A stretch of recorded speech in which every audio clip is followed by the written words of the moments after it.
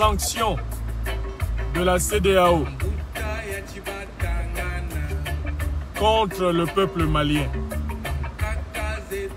Sanctions de la CEDEAO contre le gouvernement de transition du Mali. Une aubaine pour accélérer le processus vers la vraie indépendance du Mali. Bonjour à tous. Quelques minutes consacrées au peuple malien en résistance.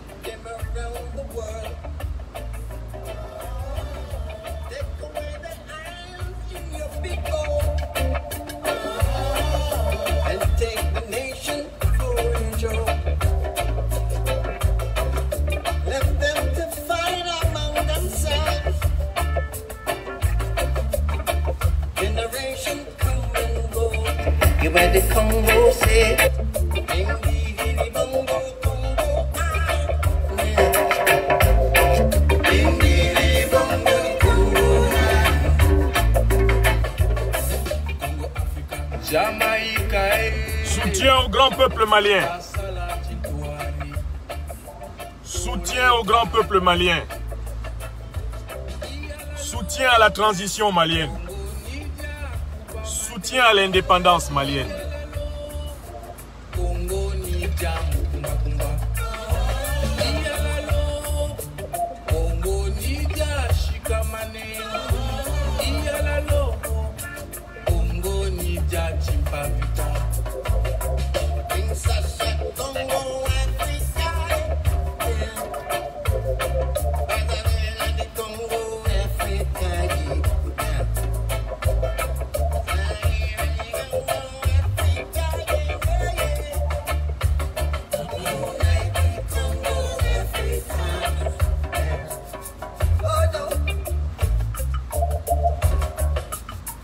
Soutien à l'armée malienne.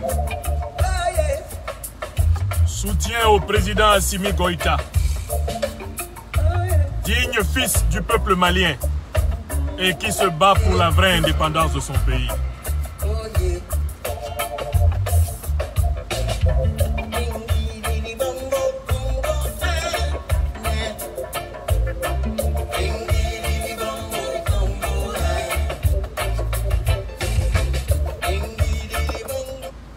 Chers amis, je vous salue. Deuxième communication en cette journée, je voudrais tout particulièrement donner quelques réflexions à chaud sur l'information qui nous est parvenue selon laquelle la CEDEAO, la communauté des États de l'Afrique de l'Ouest, aurait décidé, lors de sa réunion tenue à Accra, hier, aurait donc décidé de sanctionner la République sœur du Mali et notamment de sanctionner le régime de transition dirigé par le colonel Assimi Goïta, digne fils de l'Afrique. Je voudrais donner mes réactions à la suite de ces sanctions. Premièrement, première observation, la CEDEAO révèle par ces sanctions qu'elle est une organisation opposée aux intérêts des peuples de l'Afrique de l'Ouest. Parce que les sanctions qu'elle va mettre en place vont d'abord faire souffrir le peuple malien, le petit peuple malien. Ce sont des sanctions qui vont faire souffrir les plus pauvres, qui vont faire souffrir les plus faibles, qui vont faire souffrir les plus démunis, ceux qui n'ont même pas de quoi manger tous les jours. Ce sont eux qui sont visés par ces sanctions. Et en prenant ces sanctions, la CEDEAO révèle bel et bien qu'elle est une organisation antipopulaire, une organisation d'une élite corrompue de dirigeants ouest-africains qui luttent contre les peuples africains et contre les intérêts des peuples africains. Ça, c'est la première observation. Deuxième observation. La CEDEAO révèle par là aussi qu'elle est complètement partiale, qu'elle est complètement corrompue. Pourquoi? Parce que dans des situations plus graves, en termes d'entorse aux principes et aux règles de la CEDEAO, que celle de la transition malienne actuelle, la même CEDEAO n'a pas sévi et n'a pas sanctionné. Je vais prendre quelques exemples en Afrique de l'Ouest. qui n'ont pas été sanctionnés par la CEDEAO. En Côte d'Ivoire, M. Alassane Dramane Ouattara a violé la Constitution. Il a refusé d'exécuter les décisions de la justice internationale africaine.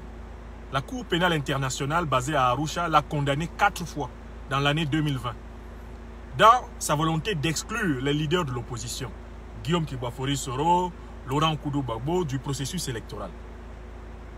Ouattara a violé l'article 55 de la Constitution ivoirienne et il usurpe depuis lors les fonctions de président de la République en Côte d'Ivoire. Alassane Dramane Ouattara et son gouvernement ont massacré au bas mot 100 Ivoiriens dans les rues en utilisant des milices, l'armée, sans oublier tout ce qu'ils ont exilé, tout ce qu'ils ont emprisonné. Pour tout cela, Alassane Dramane Ouattara, l'usurpateur de la présidence de la République de Côte d'Ivoire, et son gouvernement n'ont écopé d'aucune sanction de la CEDEAO. Je dis bien 0 sanction. Viol de la Constitution, refus d'appliquer des décisions de la justice internationale africaine, usurpation de la présidence de la République et du gouvernement, massacre de civils ivoiriens. Voilà 4 faits dont Alassane Dramane Ouattara scientifiquement et sa razzia se sont rendus coupables. La CEDEAO ne les a pas punis. On peut exactement appliquer cela à la situation du Togo de Gnassingbé, qui a violé toutes les règles, que ce soit les règles en matière de transparence électorale de la CEDEAO, les règles en matière de respect des libertés fondamentales des citoyens que la CEDEAO est supposée défendre, les règles en matière de respect du pluralisme politique que la CEDEAO est supposée défendre. La CEDEAO n'a pas daigné sanctionner le criminel Faure Gnassingbé, comme elle n'a pas daigné sanctionner le criminel Alassane Dramane Ouattara. On va prendre l'exemple de la Guinée-Conakry. Alpha Condé a modifié la constitution et il s'est imposé pour une présidence en fait à vie à la tête de la République de Guinée. Au passage, il a quand même assassiné dans les rues de Conakry des dizaines et des dizaines de Guinéens. Pour cela, il n'a écopé d'aucune sanction de la CEDEAO. Je viens de vous citer 3 pays de la CEDEAO où il y a eu des violations flagrantes des textes de la CEDEAO en matière de respect des libertés fondamentales et individuelles, en matière de respect des libertés constitutionnelles et des normes constitutionnelles, en matière de respect des processus électoraux. La CEDEAO n'a pas puni un seul de ces pays. Au contraire, elle les a adoubés, accompagnés en cela par l'Union africaine, notamment la commission de l'Union africaine à la tête de laquelle il y a le très corrompu Moussa Faki Mahamat, que les Africains ont vomi et qu'aucun peuple africain ne voudrait voir un seul instant fouler le sol encore d'une terre africaine. Voici l'organisation qui vient punir le peuple malien, punir la transition malienne, parce que le peuple malien s'est débarrassé d'un homme qui était mal élu et qui en plus gouvernait dans la corruption, gouvernait dans la tricherie, gouvernait dans le mensonge et l'impuissance. Ibrahim Boubacar Keïta. Voici la même CEDEAO qui vient punir le Mali, dont la transition, certes, arrivée par coup d'État, mais aussi par le mouvement de l'insurrection populaire au pouvoir, cette transition n'a pas tué les Maliens. Et il n'y a pas eu, que ce soit en août 2020 ou maintenant, en mai 2021, il n'y a pas eu de bain de sang au Mali. Le colonel Assimi Goïta n'a pas assassiné les Maliens pour devenir le président de transition du Mali. Il s'est connecté au mouvement profond du peuple malien. Il a épousé la cause et la lutte du peuple malien. Voilà comment le colonel Assimi Goïta se trouve aujourd'hui en responsabilité de conduire le Mali vers des élections démocratiques, conduire le Mali vers sa véritable autonomie politique. Ce Mali qui est en guerre, attaqué au nord par des djihadistes qui ont été favorisés par la destruction de la Libye par la France. Ce Mali qui est en guerre, occupé sur son territoire par une armée néocoloniale française qui ne joue pas franc jeu avec le peuple malien. C'est ce Mali-là que la CEDEAO décide de sanctionner. Il s'agit là d'une manifestation de méchanceté et de cynisme et de perversité absolue de la CEDEAO qui s'avère clairement une organisation contre les peuples, une organisation anti-africaine. Ça, c'était le deuxième point de ma démonstration. Tout le monde a bien vu le 2 poids 2 mesures de la CEDEAO D'un côté, des régimes criminels comme celui d'Alassane Ouattara, comme celui d'Alpha Condé, comme celui de Faure Gnassingbé, qui sont adoubés. Le trucage électoral au Niger, organisé par Mahamadou Issoufou et Bazoum, adoubé. Et de l'autre côté, le peuple malien qui cherche à redresser son processus démocratique, qui cherche à résoudre définitivement le problème de l'occupation de son sol par des djihadistes et le problème de l'occupation unilatérale de son sol par l'armée française, c'est sur ce peuple malien que la CEDEAO vient se défouler. C'est sur ce peuple que la CEDEAO vient donner littéralement le coup de pied de l'âne. Parce que ce peuple est considéré comme en état de faiblesse. Ce peuple qui est jeté par terre, on pense pouvoir l'écraser par une décision criminelle. Je passe maintenant à la troisième et dernière partie de mon intervention. Qu'est-ce que j'en pense? Quelle est ma manière à moi, intellectuel, engagé pour l'état de droit et la démocratie en Afrique, d'aider le peuple malien? Voici ce que je suggère. D'abord, j'appelle le peuple malien et les dirigeants de la transition malienne, le président Assimi Goïta, à considérer tous que ces sanctions de la CEDEAO sont une occasion pour le peuple malien de gagner un palier supplémentaire dans sa lutte pour sa souveraineté et pour son autonomie. C'est-à-dire appliquer le principe du « à quelque chose, malheur est bon ». Puisqu'on vous sanctionne, puisque la CEDEAO vous sanctionne, alors même que vous vous battez noblement pour une cause juste, le redressement de votre pays. Profitez-en pour mettre en œuvre le triple calendrier, le triple agenda de la libération africaine. Premièrement, les sanctions de la CEDEAO ont pour but l'assèchement financier du Mali. Il faut tout de suite que le gouvernement de transition malienne mette en place une solution alternative à l'assèchement financier du Mali en créant sa propre monnaie. Pour créer sa propre monnaie, il faut être accompagné et assisté d'une puissance qui a une expérience en matière de pilotage et de gestion monétaire autonome. Et ici, la puissance qui est amie des peuples africains actuellement en lutte pour leur autodétermination, comme on le voit en Centrafrique, c'est la Fédération de Russie. L'occasion est toute trouvée maintenant de mettre en œuvre une coopération forte, prioritaire, avec la Fédération de Russie, afin rapidement de doter le Mali d'un outil monétaire autonome. C'est-à-dire un outil monétaire indexé sur le potentiel en richesse minière, en richesse pétrolière, en richesse naturelle du Mali et le potentiel en commerce, en ce qu'on peut appeler marché commercial du Mali. Pour cela, une deuxième décision s'impose, ouvertement maintenant. Le président de la transition malienne doit prendre son avion avec l'autorisation de la Fédération de Russie. Il doit atterrir à Moscou et personnellement aller voir le ministre russe des Affaires étrangères, Sergueï Lavrov, et personnellement aller voir le président de la Fédération de Russie, Vladimir Poutine, et leur demander d'accélérer la mise en œuvre d'accords de défense forts. Parce qu'il va falloir, en réalité, des milliers d'instructeurs militaires russes pour compenser le départ, déjà annoncé par M. Macron, des troupes françaises, et qui est souhaité par tout le peuple malien. Et aussi compenser le déficit de formation et de structuration de l'armée malienne. Ils ne viennent pas comme une armée coloniale, ils ne viendraient pas comme une armée coloniale, ils viendraient renforcer le dispositif de sécurité de l'armée malienne, et dès que celui-ci sera solide, les Russes rentreraient chez eux. Ils n'ont jamais colonisé l'Afrique, les Russes. L'Afrique n'a rien à craindre de la Fédération de Russie de ce point de vue. La Russie, c'est un pays continent, ils n'ont pas besoin de coloniser les Africains. Ils veulent mener des affaires partenariales gagnant-gagnant avec les Africains. C'est différent. Maintenant, je dis qu'il est temps pour le colonel Assimi Goïta d'assumer la réorientation stratégique du peuple malien.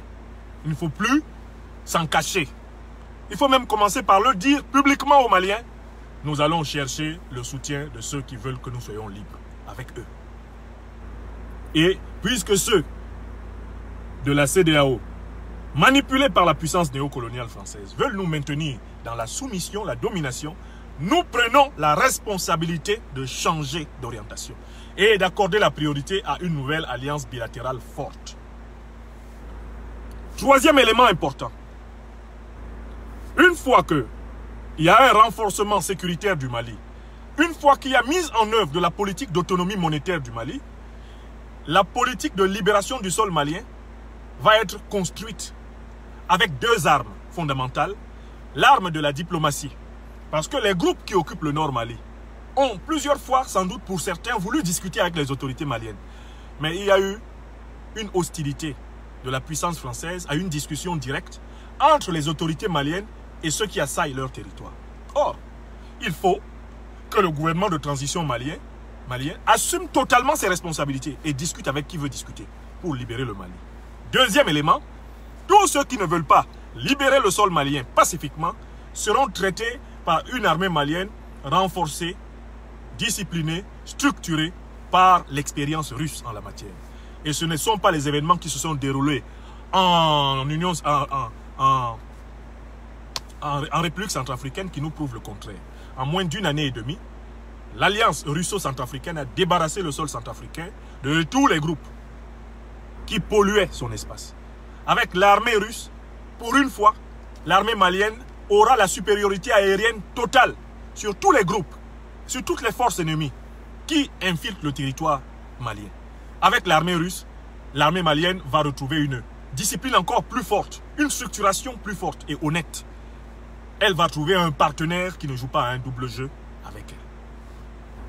Voilà pourquoi je conclus mon propos en disant: les sanctions de la CEDEAO sont un signe divin adressé au peuple malien. Les sanctions de la CEDEAO sont un signe des dieux adressé au peuple malien. Ce signe de nos ancêtres et de Dieu le Tout-Puissant est le suivant: prenez votre liberté. Maliennes, Maliens, prenez votre liberté. N'hésitez pas une seule seconde à prendre votre liberté.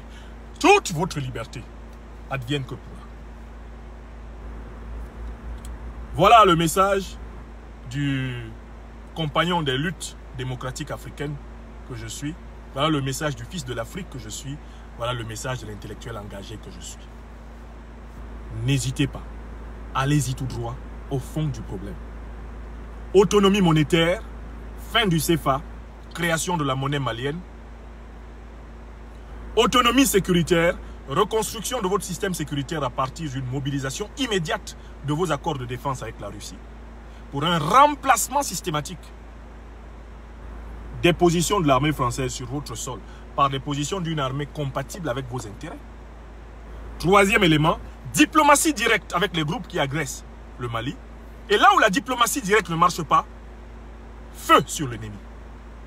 Feu sur l'ennemi. Feu sur l'ennemi. Jusqu'à ce que la terre du Mali soit libérée.